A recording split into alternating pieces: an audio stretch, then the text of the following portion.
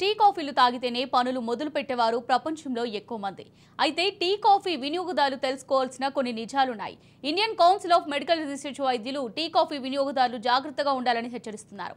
ICMR తో పాటు national institute of nutrition వారు కలిసి దేశవ్యాప్తంగా ఆరోగ్యకరమైన ఆహారపు అలవాట్లను ప్రోత్సహించేందుకు కొత్త మార్గదర్శకాలను ప్రవేశపెట్టారు.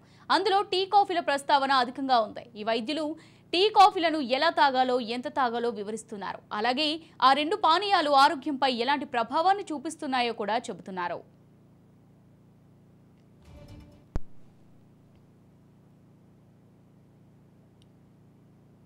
కొంతమంది రోజులో ఒకసారి మాత్రమే టీ లేదా కాఫీ తాగుతారు. మరికొంతమంది రోజులో ఎప్పుడు పడితే అప్పుడు వీటిని తాగుతూనే ఉంటారు. ఇదే వారి ఆరోగ్యానికి ప్రమాదకరంగా మారుతుందని హెచ్చరిస్తున్నారు.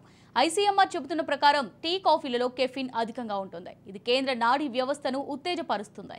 దీనివల్లే ఆ రెండు తాగాక మనిషి ఉత్సాహంగా, ఉత్తేజంగా మారుతాడు. అలా అని రోజులో ఎక్కువసార్లు తాగితే మాత్రం సమస్యలు తప్పవు. ఒక కప్పు కాఫీలో 80 నుంచి 120 మిల్లీగ్రాముల కెఫిన్ ఉంటుంది.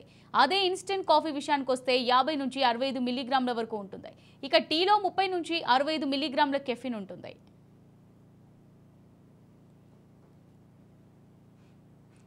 కెఫిన్ చాలా తక్కువ మొత్తంలోనే శరీరానికి అవసరం. అధిక మొత్తంలో తాగితే అంతా విషంగానే మారుతుంది. భోజనానికి ముందు లేదా భోజనం చేసిన తర్వాత 1 గంట వరకు టీ లేదా కాఫీ తాగకూడదు. ఎందుకంటే ఈ పానీయాలలో టానిన్లు ఉంటాయి. ఈ టానిన్లు శరీరంలో చేరాక ఇనుమును శరీరం శోషించుకోకుండా అడ్డుకుంటాయి.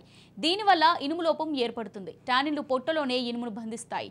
ఇనుము లోపం వల్ల ఎన్నో ఆరోగ్య సమస్యలు వస్తాయి. అంతేకాదు, కాఫీని అధికంగా తాగడం వల్ల రక్తపోటు పెరుగుతుంది. గుండె కొట్టుకునే వేగంలో కూడా మార్పులు వస్తాయి.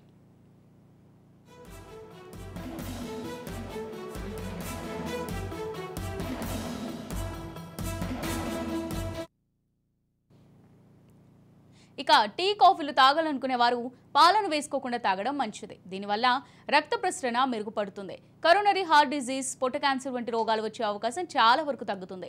టీ కాఫీలను ఎంత తగ్గిస్తే అంత మంచిది. రోజుకి ఒకసారి మాత్రమే టీ లేదా కాఫీని తాగడం ఉత్తమం. పండ్లు, కూరగాయలు, మాంసాలు, సముద్రపు ఆహారం, పప్పులు వీటిని తినడం వల్ల శరీరం ఆరోగ్యంగా ఉంటుంది.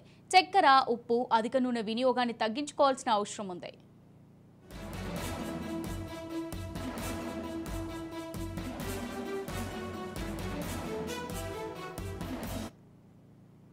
కాబట్టి టీ కాఫీలపై ఆధారపడుతున్న వారు చాలా వరకు ఆ అలవాటును ఎంత తగ్గించుకుంటే అంత మంచిది. ఎక్కువ కాలం పాటు ఆయుష్ను పోసుకుని జీవిస్తారు. లేకుంటే అనేక రకాల సమస్యలు శరీరంలో ఉత్పన్నమవుతాయి. మీకు అంతగా తాగాలనిపిస్తుంది. పాలు వేయకుండా కేవలం డికాషన్ మరిగించుకొని చక్కెర లేకుండా తాగడం ఉత్తమం. ఇది ఎన్నో ఆరోగ్య సమస్యలకు చెక్ పెడుతుంది.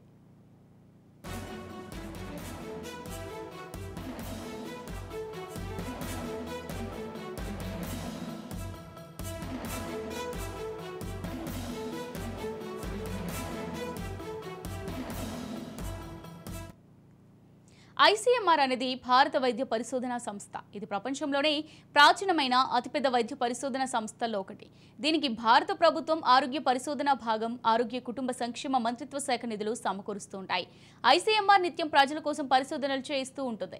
ఎలాంటి ఆహారాలను తినాలి, ఎలాంటి ఆహారాలకు దూరంగా ఉండాలి వంటివి పరిశోధనలు చేస్తూ ఉంటుంది. ఈ సంస్థలో ఎంతో మంది వైద్యులు పనిచేస్తున్నారు. వీరు పోషకాహారం, వివిధ రకాల వ్యాధులను అరికట్టే మందుల పరిశోధనలో బిజీగా ఉంటారు. ఐసీఎంఆర్ ఒక సూచన చేసిందంటే అది ప్రజల సంక్షేమం కోసమే. అంతేకాదు, ఆ సూచన చేసే ముందు ఎన్నో సంవత్సరాలు పరిశోధనలు చేశాకే ఫలితాన్ని ప్రకటిస్తారు. కాబట్టి ఐసీఎంఆర్ సూచన చేశాక వాటిని పాటించడం ప్రజల ఆరోగ్యానికి ఎంతో మంచిది.